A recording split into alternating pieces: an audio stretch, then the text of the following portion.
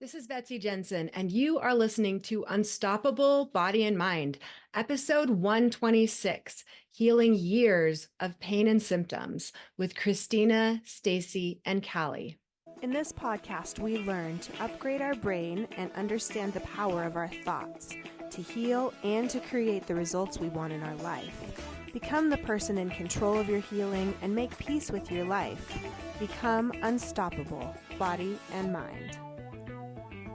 Excited today. Have some friends here. These ladies are moderators with me in a Facebook group all about healing chronic pain. Basically, it's Alan Gordon's group from The Way Out, that book, The Way Out by Alan Gordon, and his podcast, Tell Me About Your Pain. So if you ever want to look up that group, there's like 15,000 members, right?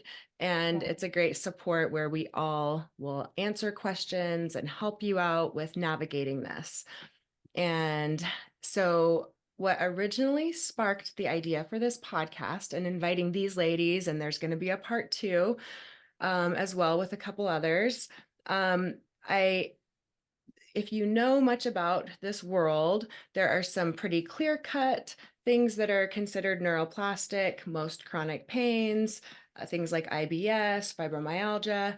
And then there's this gray area of other stuff, including autoimmune, which just even since I've been studying this the last few years, Dr. Schubiner has started saying more about how, yes, it's usually related to some tissue damage when there's autoimmune, but we also know the brain controls the nervous system and the immune system. So our thoughts can, to some degree, affect autoimmune. And personally, that's of so much interest to me because my original diagnosis was ulcerative colitis, which is autoimmune. And I happened to find Dr. Sarno's book where he says ulcerative colitis is mind-body. So I just was operating under that assumption, this is something I can fix. This is great news. And my ulcerative colitis is now resolved. And I know that there were some people in the group when I asked that had some autoimmune issues and have them resolved. And does that happen to be any of the three of you right now tonight? Yeah, me. Okay. Awesome. Okay. So we have Kristina and Callie and Stacey here, but maybe since you said that, Kristina, we could start with you, and then we'll just let everyone have a chance to describe what they've gone through and their personal stories and what's helped them the most. So let's start with Kristina with what happened. What's your story? Tell us. Yeah. Okay. Awesome. Yeah. Thanks for having me. It's so exciting to be here. My story is I struggled with anxiety for as long as I can remember, even as a kid, but I was just labeled as a fearful child, right? I was born in 66, so back then anxiety wasn't a thing. Then I developed an eating disorder around age 10. I grew up in Germany, by the way, moved to the United States in my 20s. Around my 20s, I also developed bulimia. First, it was anorexia. Then I was going back and forth between bulimia and anorexia till I was about 50. I'm 57 now. And something that was spoken over me repeatedly when I was a child is that I'm not capable. Mm-hmm. That's a longer story. My caretakers weren't mean. It's just generation I grew up in. And my mom projected a lot of fears and self-doubt onto me. And I think that started a lot of the anxiety and emotional struggles, but didn't know how to deal with that. Mm-hmm. And I struggled with depression. And it was in my 30s, I developed physical health issues.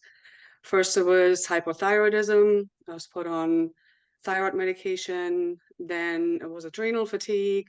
I started going to conventional doctors and they didn't really have any answers for me. It was just medication. I was hoping to avoid that. Mm-hmm. So I started seeing functional medicine doctors and naturopaths and eventually did end up taking medication. Mm-hmm. But so adrenal fatigue was mentioned. And then over a period of about, I think 14 years, I accumulated maybe 15 diagnoses or more.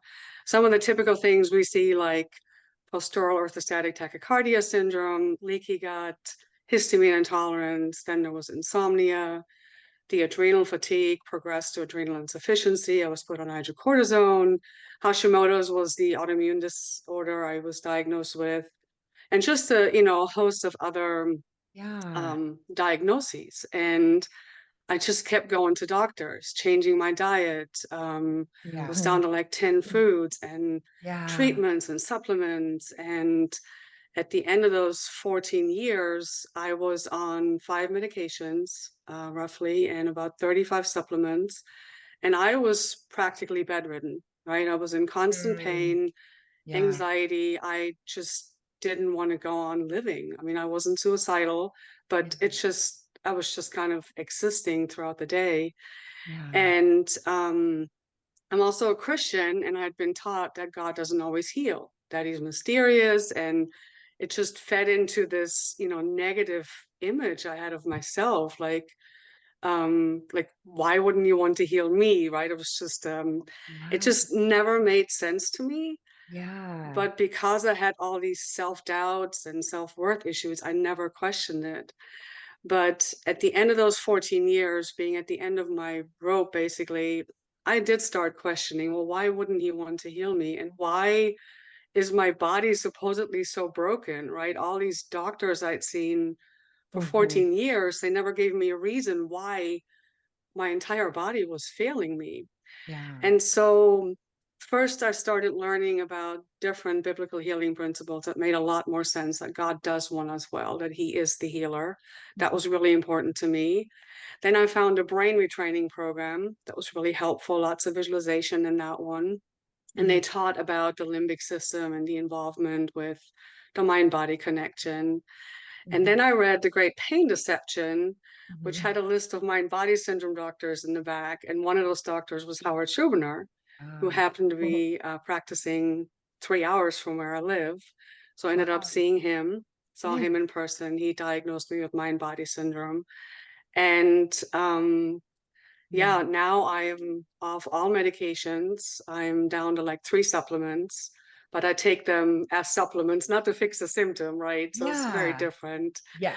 I eat whatever I want. I sleep great. I have tons Oh, of energy. I help others now in this field. And it's just, this work is just incredible. So for yeah. me, it was the education, applying the Mhm. tools, whether it's somatic tracking, visualization, but just understanding that, yes, the symptoms are real. I'm not imagining them, but they are very much created by the brain. And I just kept showing up, doing the work, overcoming the fear, overcoming the doubt. And that's what led me to where I'm at now. And it's just, yeah, it's incredible. As you all know, it's amazing when you get a hold of this work and start changing your life. Yeah. Yeah. Oh, what a great Yeah. story. Were there times that you questioned some of those diagnoses as not being mind body? Like how, like specifically the Hashimoto's, when you went to Mhm. Dr. Schubiner, did he say you have mind body and some autoimmune, or how did that, or was it gone by then, or what was going on? So by the time I saw Dr. Schubiner, I had gotten off the thyroid medication and I had gotten retested. So I was on thyroid medication for 20 years. Sorry, kind of Wow. backing up. And I'd gotten off of it Wow. and had gotten retested 6 months later, and all my thyroid tests came back normal. So I Wow. never brought up the Hashimoto's with him, Yeah. but I still was struggling with things. And when I saw him, he said, "There's nothing wrong with you." And I was Mm. so excited. But Yeah. Yeah. then, the next day, all the doubt came back because Yeah. Yeah. 14 Yeah. years, right? Doctors are telling you this is what's wrong with you. So, yeah, I definitely had doubt. The adrenal fatigue was one that was really hard for me to overcome. Yeah. Mhm. The food intolerance stuff was easier for me. I think we all have different areas, right, that are harder, Yeah. seem maybe there's more fear Yeah. around it. So, yes, definitely fought some doubt on some of those diagnoses. Yeah. Oh, interesting. Yeah, Yeah. so mainly your story is like mine, a lot of like regulating the nervous system in different Mhm. ways through education and through Mhm. some practices probably as well. Like it sounds like you were doing that limbic training and visualization and things like Yeah. that. And Yeah. so your like autoimmune specifically was, yeah, related to the nervous system I think so. regulation Mm. and went away and hasn't come back, and it's not a lifelong thing and it hasn't progressed. And Yeah. Right. No, I've got no problems that I can speak of, no Yeah. symptoms. I feel great. And it was just like a byproduct, the Hashimoto's. It was not something I addressed. It's just Hmm. my thyroid, tests all came back normal, and I've just felt really good since then. So it was 2016 I stopped the thyroid medication. So it's been a while since I've been off of it. And yeah, Amazing. I did somatic tracking. I did visualization for a while. I've done different things at different times, just depending on the need and what resonated with me and what worked for me at the time. Yeah. Yeah, yeah, because it's a journey, and sometimes you find things that really work, and then you find other Yeah. things that are fun, Right. and you tried those, and that's, yeah, Mhm. it's just a Yeah. journey. So for you, it sounds like that turning point was really just getting to this point of you were doing everything everyone said, and Hmm. you were feeling worse, and you weren't getting better, and Right. then starting to Yeah. just really question and even turn to your faith, that Hmm. brought you a lot of peace and probably calmed your nervous system too. Absolutely. Yeah. Yeah. Yeah. My Mhm. faith was really important for me. I think it is, depending on what people's faith is, it's important for them. And also addressing those beliefs I had about myself, that I'm not capable, I'm not good enough, everybody is smarter, right? Yeah. All those lies I was believing about myself, I think those were really taxing on the nervous system. Yeah. And you just show up in the world with this social anxiety, of course you're going to feel miserable. So Yeah. addressing all Mhm. of that as well at some point was important. Yeah. Yeah. Yeah, I agree. For me, Mhm. one of the biggest things was just how harsh I was on myself. I was my biggest Yeah. Mhm. critic, and I was Yeah. always in this state of not good enough, and what are Hmm. people thinking about me? And so Yeah. just so I just felt like I was always being chased by a tiger, and probably physiologically Yeah. responding like that, when it was just my own thoughts and my own Hmm. beliefs from years and years of programming. So, Yeah. Right. yeah. Yeah, exactly. That's what happened with me. And yeah, it took effort and time, but it's so worth it, right? To put in that effort. Yeah. Yeah. When And you it's get to like, the other side. Yeah. yeah. And it's like a lifestyle change. It's not like, oh, I'll Mhm. just hurry up and process these emotions and process those traumas. It's like, I want to be the kind of person that has boundaries, and I stick up for myself, and I don't Yep. put myself last, and I'm no longer Mhm. dissatisfied with myself no matter what's going on. And right, like Right. I wanted those changes in my life. In fact, I was doing, just some general life coaching before that, just getting coached, Mhm. and really loving coaching podcasts and that Mhm. self-development even before that. And so for me, it was just a bonus that that happened to heal all the health things too, because I Right. Yeah. wanted to be someone who was, not always worrying about what people thought, and in stress all the Hmm. time because of that. Yeah. Absolutely. Yeah. Life is easier when you don't worry about what everybody thinks about you, right? Yeah, like I just think we don't realize how taxing that is to our bodies, Hmm. Yeah. our thought patterns and our beliefs, and Hmm. our attitudes towards ourselves, and Yeah. not that we're choosing it, not that we want to think those things about ourselves, but it's just unexamined beliefs for years and years Yeah. probably. So, Yeah. Absolutely. Yeah. Of okay. Okay, very cool. Thank you for sharing that. Mhm. course. Um what a great story, even though it was like a long journey, like to hear all that you've overcome. Hmm. Phenomenal. Yeah. Okay. Thank you. Thank Thank you. you. Mhm. Okay, let's go to Stacey next. Is that all right, Yeah, Stacey? sure. Hey, Impatient. everybody. Yeah, I'm Stacey Dick. Um, Gosh, I feel like we all have similar stories and we have things that are so different, right? So it's like people can relate, and then there's little different tidbits, which I think is special in sharing what we went through. So my symptoms, sickness, illness appeared, what I say, out of the blue, like literally overnight. I was fine one day, working out. And the next morning I woke up, and from then on for 18 years, it felt like I had the flu like every day. Wow. Um, and so about 4 months after I got sick, I was diagnosed with chronic fatigue, fibromyalgia, and I guess I was somewhat lucky to receive that diagnosis so soon in. Some people search and search and they're like, what's wrong? But at the same time, I always knew whatever labels and diagnoses I was given, like I never believed it. I knew there was a reason for the illness, even though doctors couldn't seem to put a finger on it, right? I don't know if any of you felt that way, but it was just like something inside of me was not willing to accept. Well, this is just what I'm stuck with. No, that cannot be. I was healthy for 30 years. What do you mean? All of a sudden, I just have to live with this. Yeah. So I was sick for about 17 to 18 years. Irritable bowel syndrome, Lyme disease were the labels. Really? Lyme Gosh, and disease. insomnia, pain in like every part of my body. If I listed it all, it would be too much. And I also had really severe sitting pain and pelvic pain. I know some people can relate to that unfortunate symptom. Yeah. And I easily saw over 100 doctors, including going to the Mayo Clinic. And that's like the things you have to do to get into there. It's not an easy thing. You don't just call and be like, I'm coming over. No, it's like a whole process to get in. Yeah. I'm sure people can relate to spending tens of thousands of dollars that we put that money elsewhere, could have gone to a house, a car, we talk about that often, where that money could have gone. But between supplements and special diets, like Kristina mentioned, I was told by so many specialists, well, if you do this diet and avoid these foods, you're going to get better. And me being the good student, well, yes, I'll do the diet. I'll give up everything that's yummy and tasty and make myself miserable and get even skinnier and lose more weight and be more miserable. And none of that helped, Yeah. right? I'm It didn't sure. help.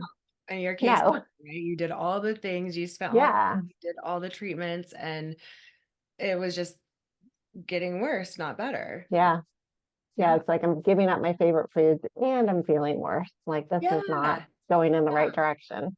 Yeah, exactly. Um, Yeah. Even one of the treatments that I did was out of state, and I moved away from my husband and my dogs at the time to go live in another place and do special treatments of daily enemas and colonics, and not to mention all the supplements and pay for an apartment and utilities out of state, My God. only, to get rid of the offending Mm. things that were causing me to be sick, only to come back home much, much poorer and in the same or worse condition.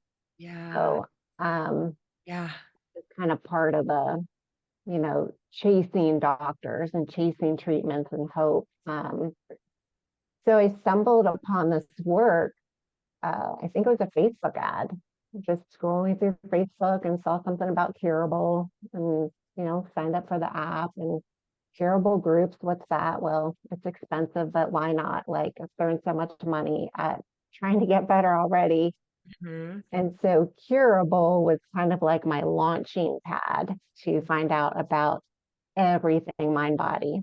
So I Yeah. did their 12-week program, and then I just immersed myself like in everything mind body I could find, from um, Nicole Sachs and Dr. Sarno, and had a call with Steve Ozanich, and Wow. listened to Dr. Hanscom and Alan Gordon, all the people, just trying Yeah. to soak in like all the information Yeah. and apply all the things they said, right? And like Kristina, doing those things like consistently, I didn't see changes a month in, it's 2 months in, 3 months in. For me, it was like maybe 6, 9 months where I was doing this work, and just so many people had success. I thought, I'm not different. If Yeah. other people healed from chronic fatigue and these crazy labels and conditions, so could I. Yeah. So it was just sticking with it, right? That Yeah. consistency. I'm So, curious about that. Do you have any theories of why it takes some people longer than others, or in your case specifically? I've thought about that, and I wonder if it's like the level of fear. I Yeah. wonder how much our limiting beliefs play into maybe there was a subconscious belief for me, like I've been sick for XYZ, then maybe I can't get better really fast. Yeah. Or Yeah. maybe it'll take a while for me to regain my health. So yeah, I've thought about that too. Yeah. Where some people seem to grab it quicker and have a quicker shift. Yeah. And some people, Yeah, it's really like frustrating for people to just hear the stories about, oh, this, took me 2 months. Oh, this took me 6 months and yeah, never had pain again. And there are some people that they didn't even start to see a change for 6 months. exactly. Yeah. Yeah. And that's what I was going to start to touch on next. But first, I wanted to point out, like Kristina, my Christian faith was super important. And so God was just showing me that it was a blend of neuroscience along with what the Bible said, that together for me was the magic, not potion, but you know what I mean? That's what it meant for me to get better, to put those two together. Mhm. And he was showing me that that was my way forward, not only in healing, but in eventually helping others. Yeah. Um, but I started seeing little bits of improvement, like I would get little glimpses Mhm. where if when I when I could drag myself to get together and go out and maybe visit with friends for a couple hours and find I'm laughing and oh my goodness, I haven't thought of a symptom in like an hour. Like what's Uh-huh. and then that just started happening a little bit more and I started just pushing the envelope. And I think it's about challenging our brain's perceived limitations because we have to realize that they're not always real, that Yeah. our brain thinks they are. I'm not saying symptoms aren't real, they are 100%, but that our brain is presenting them in a way that we can't do certain things. So Yeah. gently but firmly pushing against that and challenging that over and over, whether it was a little bit of yard work, a little bit of trying to work out when I could barely walk and bend, Mhm. and just a little bit here and there started to show more glimpses of Mhm. that improvement. Yeah. And I was like, I'm on to something here. How long would you say overall then it took you to become chronic pain free or chronic symptom free? I would say I feel like the predominant symptoms left kind of at different times, but very gradually, if that makes sense. I think the fatigue, I started to see improvement. It still took a while. It still took probably a year before I felt like I was making a dent Really? in the energy levels. Yeah, I was starting to see glimpses of improvement, but then it was even longer after the fatigue started to go that the severe sitting pain that took longer. Oh, Why, I'm not sure. yeah. Maybe it scared me more, but I don't know. The fatigue I felt like was really scary because it felt like I would never overcome it sometimes. Um, Um, wow. yeah. Yeah. So And anyone then who's I had other listening things. that, is getting frustrated after just a few months, and this is not to scare anyone either, but also just and it's Mhm. not like you probably were counting the days. Like it's just this Right. little gradual process, and you look over and then you're like, okay, it Yeah. did take a year. It did take a good couple years, but Hmm. also it developed over several years or several Right. decades. And so it is nice to Right. have that uh less of the urgency and more patience with it when you can. Mhm. Yeah. And one thing, and I can share a couple of things that I feel like really helped me the most, but Please. Oh, one thing along the way that helped was keeping that evidence journal that people probably hear all the time. Cause I would write down little things like, oh, I could sit for 5 minutes today. And then yes. when I flip back in my evidence journal, which sometimes I still write down really big things. I don't write in it every day or even maybe every month, but it's something like phenomenal. And I'm just like, oh my gosh. But looking back 4 years ago where I started and seeing, oh, I could barely, like, I couldn't even do a squat. I Uh, could only walk, a couple houses down and back. And Wow. then seeing the progress you make is such amazing evidence to your brain and Yeah. encouragement when you go Yes. back and reread it along the way. So Yeah. that's a major tool for sure. And I think it's just so good because it trains your brain to look for it too.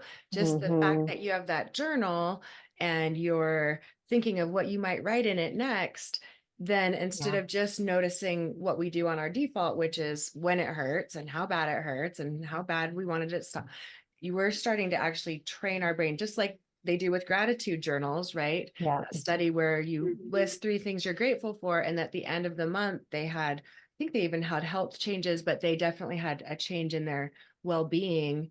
And I mm, think even their brain structure, I'm not probably not quoting it, it's just off the cuff. I think so. Exactly. But I think there were, all of these measurable changes as well as them just feeling better. Hmm. And they started just looking throughout the day for things that they could write. And that Yeah, shifts that whole mindset. yeah. Love that. And that's like the reticular activating system, right? Like what are Yeah. we looking out for? Are we looking out and obsessing on symptoms?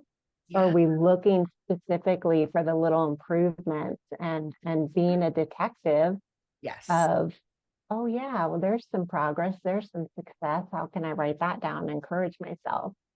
Um, Yes. Other thing I wanted to point out was another big tool for me was just like graded exposure and incremental training. I know that comes up a lot in the community, but for myself, I've been a personal trainer for 15 years, and having the knowledge of what to do and how to move correctly, but being in so much pain and fear that it totally hijacked my knowledge. It didn't matter what I knew Mhm. because there was so much fear of moving and hurting that I felt like I had to start at square one, like just barely doing anything. Mhm. And using incremental training and graded exposure and messages of safety to go from like stretching barely on the bed for 5 minutes to fully back to full activity.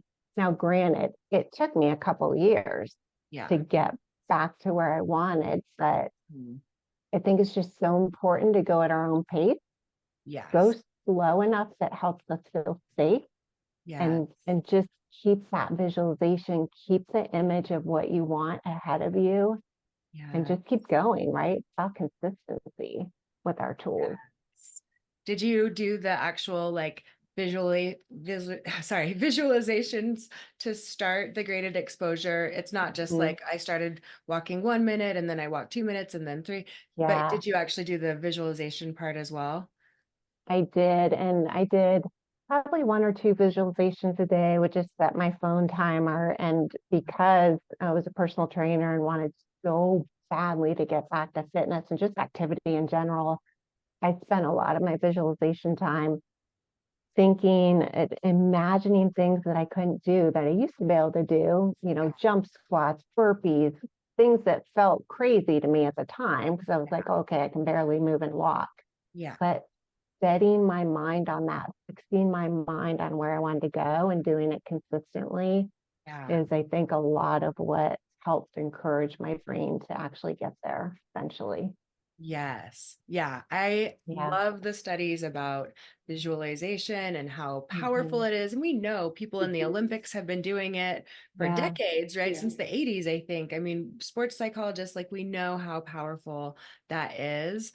And just more testament to how powerful the brain is in controlling our Hmm. bodies and that feeling of safety.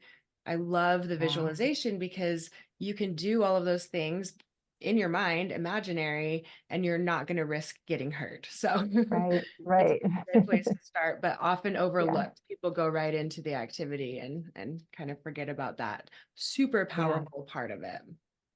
Yeah, for Okay, sure. thanks. And I wanted to share one more tidbit for Oh, good. people that might help that are maybe feeling stuck. I feel like, we talk about not talking about symptoms, and that's super hard.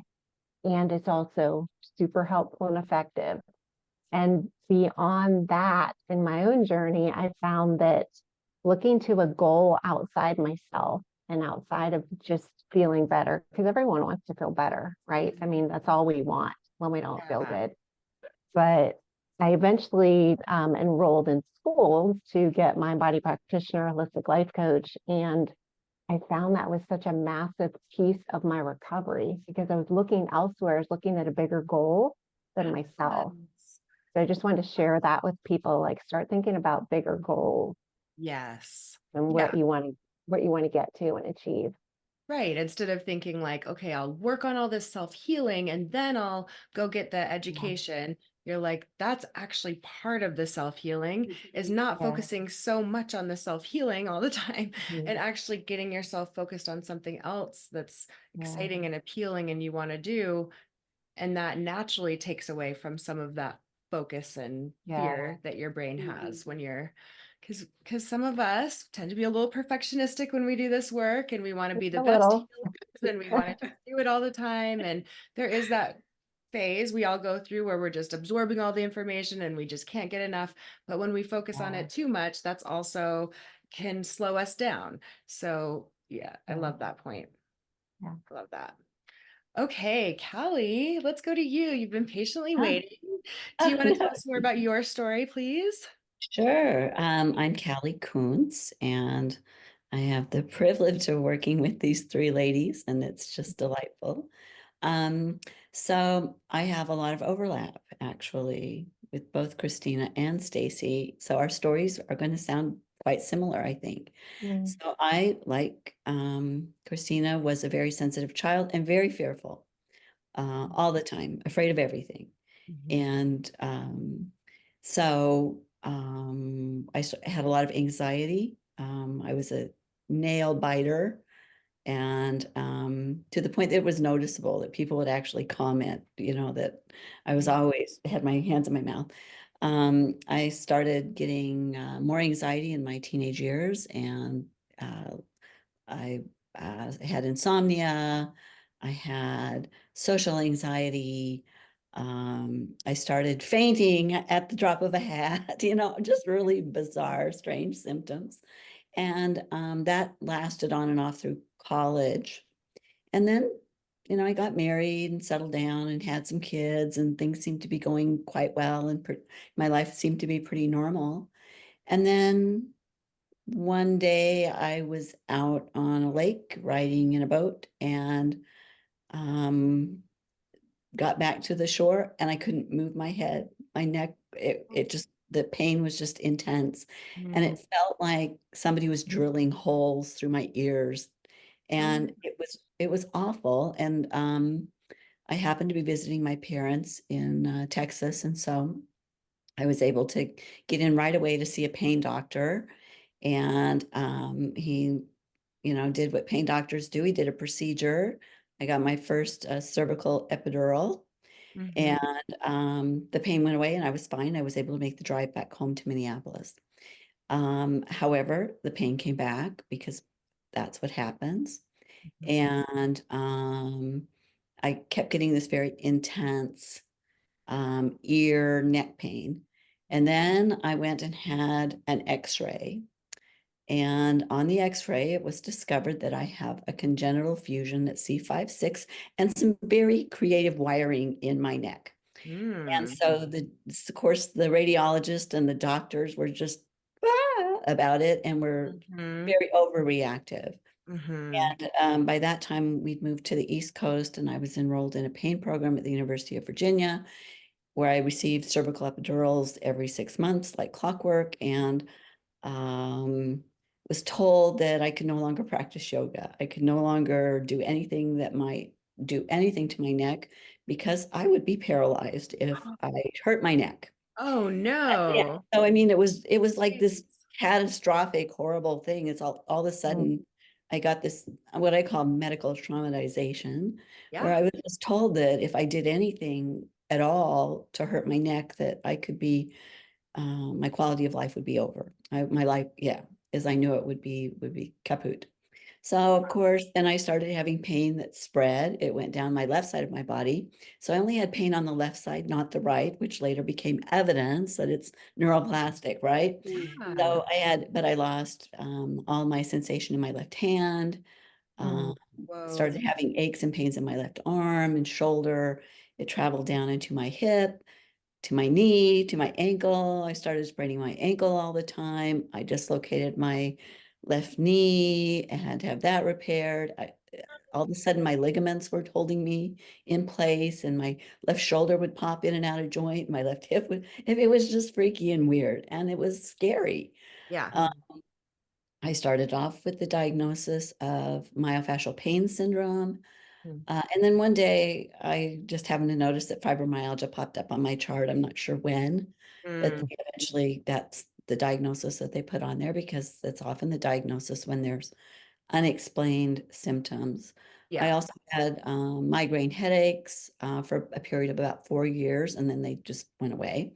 Wow. Um, I had, let's see, what are some of the other symptoms? Chronic fatigue, which Mm. often goes along with this.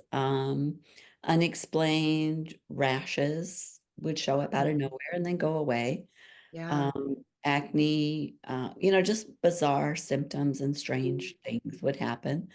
And so I lived like that. So this was probably 1996. Mm-hmm. So I was in my mid 30s when this started to happen and just did the doctor shopping, tried everything, including things I'm totally embarrassed to even admit. Ah. Um, you know, Now you have to anything. tell us. No, just kidding. Yeah. Yes, I'll tell you in private some of the Oh. things I'm embarrassed about. But I did a lot of things. Well, I'll tell you one thing I did. So I had one doctor told me it was electromagnetic frequency that was causing my pain. So I had somebody come to my house, and again, thousands of dollars, Stacey, I can totally relate. This man comes to my house and he drives a rod in one side and another, so the Earth's magnetic field would go over my house. Oh my And then gosh. I actually had somebody come in and check for dirty electricity Yeah. and fix all the outlets in my house. So there was no Mhm. dirty electricity. I got rid of my Wi-Fi and Oh, went back wow. to Ethernet because, yeah, Yeah. no. So that was just one of Yeah. many embarrassing things I've done over the years to try to get rid of pain. And so I couldn't also have, like Stacey, I could not sit. I lost my ability to sit in a chair. So I was a teacher. I was a high school teacher. And if you can't sit, that's a real problem because you have to sit to work a lot of the times. And it got to the point where I was, after my students would leave, I'd actually partially undress because I couldn't stand the sensation of clothes on my body, which is a Yeah. very common fibromyalgia symptom when people all of a sudden you just can't stand to be touched. So I turn off the lights, I'd lock my door and take off as many clothes as I could get away with being in my classroom where somebody Yeah. might Yeah. come in and see me. And I would lay on my stomach. So my students had tables in Mhm. my classroom, and I would lay on the tables on my stomach and type Mhm. on my laptop and grade papers because I couldn't sit. Wow. And I got to a point where I can't do this anymore. I just can't. And so I took a medical leave of absence. And the first thing I did is like Stacey, I moved out of state. I Mhm. actually moved to Texas Mm. and went into inpatient rehabilitation Mm. for 10 weeks and cashed in retirement savings to do that. It was good in many ways because the place where I went actually had a lot of success working with people with chronic symptoms. Um, and they actually were really intelligent about their pain education. So I went from 8 to 4 every day, Monday through Friday. Was it Um, more of a mind-body approach, this one? it was functional medicine more, but Oh. they had, so my doctor was a retired orthopedic surgeon. Mhm. So he knew the body. They had a CBT Mhm. therapist there who did CBT with us. That's They cognitive also behavioral therapy, if anyone's Yes, wondering. and they also had a guy there named Randy who had a big blue chair, and he would hook you up to these little electrode things, and he would have you regulate your breathing to your heart rate, and Oh. it would take your pain away like nothing. I mean, he was really good at nervous system regulation. Yeah. And he was the one that introduced me to some terms about neural circuit pain, some things like that. And they also, as part of every day, we had a lecture about chronic pain. And one of the first lectures I attended was about how your brain makes pain. And I was like, oh, no, my brain's been doing this to me this whole time. This is so cruel to tell me this. Yeah. But we actually had accurate pain education, which a lot of times when you go to medical doctors, you don't get accurate, up-to-date Mm. pain education. It's Was very this pretty biomedical. recent? And Yeah, this is yeah, this was in summer of 2019. So I okay. don't recommend Dallas in the summer. It's Uh, really hot, but it was really effective, at least getting my strength back, because by that time I was very weak. I was in my, Mm. so I come home from work, I would hit the medicine cabinet. And I don't like saying that, but I did. I would come home. I was prescribed two different opioid medications, along with gabapentin and a bunch of others. So I was on an SSRI. I was on Cymbalta. So I was on this huge bunch of really harsh, hard medicine. But anyway, I come home, hit the medicine cabinet. I would get in the bathtub. Mhm. I would soak for an hour. I'd get up, I'd cook dinner for my family, put on Mm. my pajamas and go to bed and Mhm. get up and do the same thing over the next day and the next day Mm. and the next day. And that was pretty much my life. I was either at work or in my bed or in the bathtub, because the bathtub was one place where I felt ease from the pain. Mm. And so it was a challenge to go someplace where they were going to make me work really, really hard. Yeah. But they did. So I worked with it. I did 2 hours of PT, 2 hours of OT every day. Wow. Mm. And but they fed us really nutritious food, gave us lots of education, did cardio with me for the first time in like forever. So it was really good. So I was there for 10 weeks, Wow. and then I came home. And while I was gone, my husband had found Dr. Schubiner. Oh, good. Yeah, so my husband was working for United Healthcare in research and development at the time, and he happened to have a break in his schedule. Normally, he did type 2 diabetes research, but he had a break, and he said, I'm going to go find some pain people for my wife. Oh, Mm. And he nice. did, and he did. And so when I got home, um, I signed up for Curable, and I uh, talked to Dr. Schubiner on the phone, and then later was able to meet him in person. But at first we worked on the phone, and wow, it was mind blowing. It actually took me, though, almost 6 months to accept the fact that this was brain generated. Mm. Mm. It was really hard for me to think that it Mm. was something that was happening in my brain. I was really in denial about it. Yeah. Um, Mm. but I started doing Dr. Schubiner's program and started to feel better Mhm. pretty quickly. But then I stalled at about 60% better. Mhm. And there was gosh, what parts do I want to talk about? What parts do I want to skip? So there was an opportunity for me to do patient support for for an implementation study at Southwest Medical in Las Vegas. And my husband, during this time that he's been doing all this research and stuff, has put together a team and has convinced United Health that they want to explore to see if they can use mind body treatments in a normal pain clinic. Mm. Will it work? And so they brought in 3 therapists from Pain Psychology Center, and made some changes in how the pain clinic worked. And they decided they wanted somebody to support patients during their healing, Mhm. and asked me if I would be willing to do that. So I said, sure.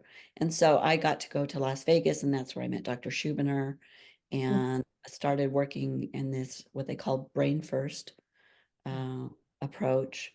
So I was part of that implementation trial, and my job was to support the patients going in that trial, because the therapist couldn't be on call 24/7. So we formed a Facebook group and Oh, nice. did support stuff. So that's kind of how I got started doing this work. At that point, I realized I needed more education. And I started working with a mind body therapist from the Pain Psychology Center. Mhm. And she helped me get better up. I would say, I see, I hate to say I'm 100% better because, man, I still have flare-ups. I have flare-ups all the time, and they come and they go. I go through periods where I have no pain, and then I go through periods where I have pain again, and then no pain. But Yeah. but what I tell the people that I work with is that the periods of pain flares, they're shorter and shorter in Mhm. duration. They're less severe. Yeah. I am less reactive to them. Yeah. Yeah. Yeah. So, um, so then yeah. So, um, I started working on training myself to become a coach Mhm. myself, and have been doing that now for about 3 years.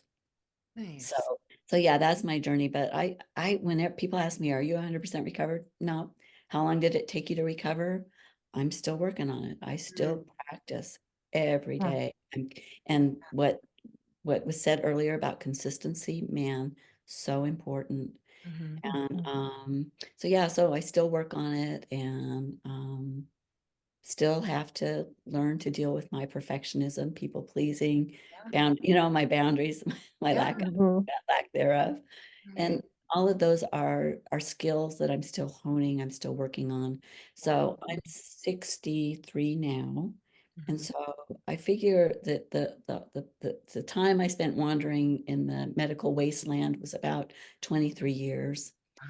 And yeah, so all of us have that in common, Yeah. that Yeah. it took a long time to find the answers, and it took some time to heal. But yeah, Would you so say, sometimes they use the term chronic pain free, just meaning like I'm not having the daily pain, the constant pain, the chronic pain. And so you could say, still we're all, even Dr. Schubner says he still gets mind body issues. We're all Mhm. as humans, because our minds and bodies are connected, we're going to have things that trigger us, and we'll have a nervous system response and a brain response sometimes. But the chronic pain free, at least, is right. another Oh way. yeah, yeah, yeah, yeah. So I don't have trigger points in my body anymore. I Yeah. don't have pain in my hand because my Okay. Yeah. fusion's at C5-6. So of course I got this pain, Yeah. and I don't have numbness anymore. I don't have my joints don't pop in and out. I haven't sprained Wow. my ankle in years. I Yeah. actually weight train. I don't, my body, when I look at my body, I'm like, you can't really tell, but actually I lift heavy now. Yeah. Where I couldn't even do anything anymore, but for my Yeah. age and menopause and just overall health and well-being, I work Mhm. with a trainer now, and yeah, I do a lot of things that I never did before. And to Stacey's point, when you're recovering, to have things to look forward to and to be working on is so important. Yeah. And Mhm. I kind of made a list of things that I wanted to try when I got better. So Mhm. I've explored kayaking. I went back to skiing and discovered, yeah, I can still ski.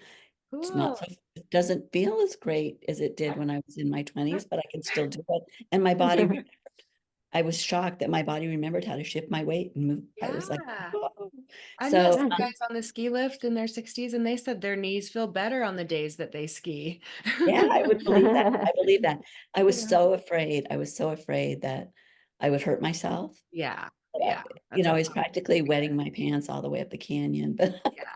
but I did Anytime it. when I'm skiing and I think, oh, I hope I don't fall, that's right when, I tense up and Yeah. my ski slips and I do almost fall. So yeah, I think Yeah, yeah, yeah, exactly. fear of hurting Exactly. yourself Yeah. plays into how much pain can occur. But yeah, so I took kayaking lessons, and I started doing I started growing orchids.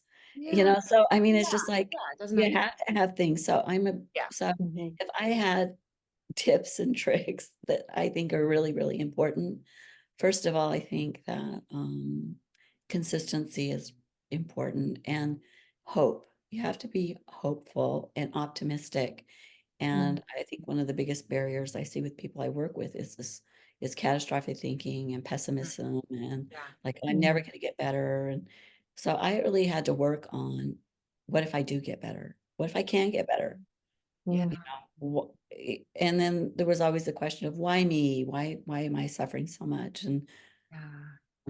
just facing, well, why not you? And Yeah. and and you can get better.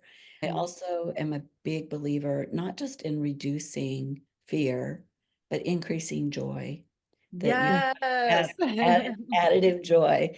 I Mhm. use this term with my clients all the time. Go do something every day that makes you happy. Every single day, Yes. you have to do Yes. something. It's just as important as reducing the fear. Mm. Yes, Yeah. I always say that too. I do it with my hands. I'm like, we want to decrease this, we want to decrease the pain, decrease the anxiety, we want to increase the fun and the pleasure and that feeling of safety, right? Because when we're Mhm. playing, our nervous system, we don't have to regulate our nervous system into safety. We know that we're safe when we're playing, right? It's like instead Right, of telling your nervous system you're safe, you're showing your right, nervous system you're right. safe. Right, Mhm. exactly. It's the show and tell. You Show can't and just tell. tell. You have to show it from the bottom up and tell it from the top down. Mm. No, but it reminds me of when I've seen videos of you dancing, Betsy. I can just see the joy on your face and how much fun you're having. And I'm thinking, oh, this is therapy for you. Um, Exactly. yeah, Yes. It's those yes, kind of things. And again, it's like we were saying, shifting that mindset, shifting the spotlight, yeah. and focusing on something other than the pain and the healing and the improvement and just Hmm. feeling Yeah, good with what you already like doing. And yeah, love exactly. it. Yeah. Exactly. And Glad you said that. yeah. So I I feel an incredible amount of gratitude to all the people who supported me in my recovery. And you know, I just I think that sometimes we let ourselves really get bogged down in, am I doing it right? Am I crossing the T's and dotting all the I's? Yeah. And really, it's more about just changing how you approach living and Mm. being and existing and as a human in the space. And I Yeah. also want to, another thing that came to mind too was the sitting, the part about sitting. Mhm. I also used graded motor imagery to learn to sit again Mhm. and travel again. So one of my greatest joys now is to travel Yeah. and Mhm. and the fact that I can be in a car for longer than 10 minutes Yeah. Yeah. without wanting to just open the door and jump out Yeah. is like what a gift, what an amazing Yeah. gift. But yes, I Yeah. also use visualization to Yes. visualize myself and then gradual exposure, gently, kindly exposing myself to being in the car. And then one day I was just driving in the car and it was like I was with my husband and we were driving down the road and I'm like, I've been here for over an hour and it Aw. doesn't hurt. Yeah. Mhm. And that's kind of how it happens sometimes. You Yeah. know, Yeah. it's like all of a sudden you'll be like, wow, I don't hurt right now. Yeah. Mhm.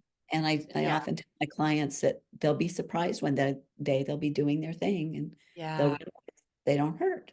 Yeah. It's not like a light switch of like it's just Mhm. on, and then it goes off Yeah. and we know that moment. Yeah. Usually, like I remember one time I used to take all these peppermint pills when my stomach would feel yucky. And Mhm. one day I reached for one and I was like, wow, I haven't even had one of these in like 2 weeks. So it wasn't like Mhm. I even really noticed, oh, I'm feeling so much better. But all of a Mhm. sudden I realized like, oh, I'm using less of that well herbal medicine than I used to. And that's it's yeah, it's I guess Yeah. what I'm hearing a lot, and the theme of this could be like it is a journey. It takes some time. It takes some Mhm. practice. And instead of looking for, these big quick wins, just being slow and steady and consistent and compassionate with yourself is going to get you so much further. Right. I just wanted to add to a little bit about medication because I was on a lot of meds and I think Christina was on a lot of meds as well. Mm. Um, that it's okay to use Yeah. medication to get Yeah. yourself to a place Yes. you can practice and get better. And Yeah. that there you can you so it took me 3 years to wean off all the medications I was on. Yeah. But it's possible and doable, Yeah. and not to get discouraged.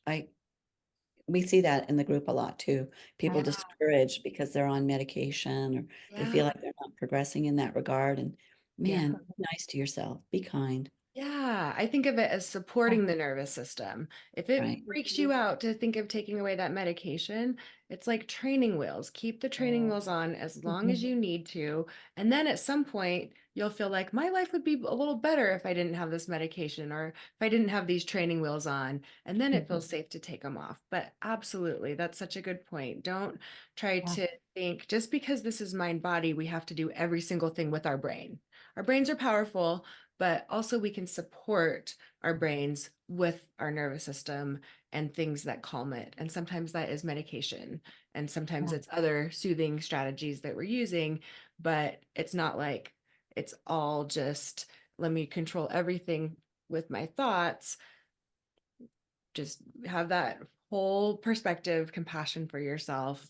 Um, yeah, Yeah. good point. Thank Yeah. you. Well, any last thoughts? This already has just been so great, so much information. We've covered so much. If there's, I'll give you one last chance, but this is exactly what I wanted. You guys to tell your stories, a few of your favorite things, what's worked the best for you. What do you think, guys? Oh gosh, I don't know that I have a favorite. I think it's just trusting the process and consistency over time, not legalism, right? I don't have to, I think Callie may have touched on that. You don't have to do it perfectly every day. Just keep showing up, right? And Yes. just do the work, whatever that is for you, and trust that you'll get to where you want to get. And Yeah. also agreeing with the medications and supplements. I didn't stop everything at once. It took time. And Yeah. I did it when I was ready, when I felt convinced for me that I don't need this anymore. And Yeah. then I did it. So, yeah. Yeah. I think Yeah. what I often hear that makes me think, what I often hear is like, am I not training the brain right if I Mhm. give it this medication or if I Yeah. um, use this modification? Is it if I don't push myself, am I not training the brain right? But basically, if it's Mhm. increasing your fear, Right. you're not sending the right signals to the brain anyway. Right. Yeah. So Yeah. go Yeah. with what feels better at first and work on that brain training gradually as well. Mhm. Yeah. Yeah. Yeah. I would say that the other thing, and that was a great point, Christina, and Callie, but also for me, one of the huge tools were outcome independence and indifference. Yeah. And, it's going to be a dance. I get the question all the time, well, how do you know? Like, what if you do too much? And how do you know where's the line? You don't. That's the whole thing. You don't know where that line is, and that line can move from Mm-hmm. day to Yeah. day. So what we need to do on our journey is to gently but firmly push against our brain's perceived limitations and showing ourselves, hey, maybe I can go to get together with a friend for an hour. And Mm-hmm. you know what? You can try. And if you can't, or you can't make it the whole way, that's okay. But trying and trying as best as possible, and that can be different for different people and different on different days, just to try to live life. And again, what Callie said, how can you bring joy back in? Yeah. And living our life and trying to do what we want over and over with consistency, even if you fumble and you get some symptoms over time, you're Mhm. going to teach your brain that you're safe. Yeah. And it's not going to be perfect when you try it, but you're eventually going to get there over time. Yes. I think you're Yeah. right. Yeah. I love that. I think that sometimes we disregard the nuance. And I think that's what we're talking about here is that Mhm. every day is a little bit different and everybody's journey looks different and the outcome independence piece that either way I'm Mhm. going to be okay. If I Yeah. have a high pain day, I'm still going to be fine. If Yeah. I'm pain free today, it's going to be okay too, Yeah. Yeah. because fundamentally we're okay. Yeah. Yeah. Exactly. Yeah, But and it is such an individualized journey. And if Yeah. we could just do 1 through 5 and check off all the boxes and do it perfectly and be out of pain, then everyone would do that. But so much yeah, of this is learning not to have those perfectionistic tendencies and this urgency and this fear, and it's our pain can be our greatest teacher, and especially when we learn to have that outcome independence, that's like Jedi level, like mind control. I think it's like to just be like, yeah, I have a symptom and I'm not going to like make that the focus of my day. And Yeah.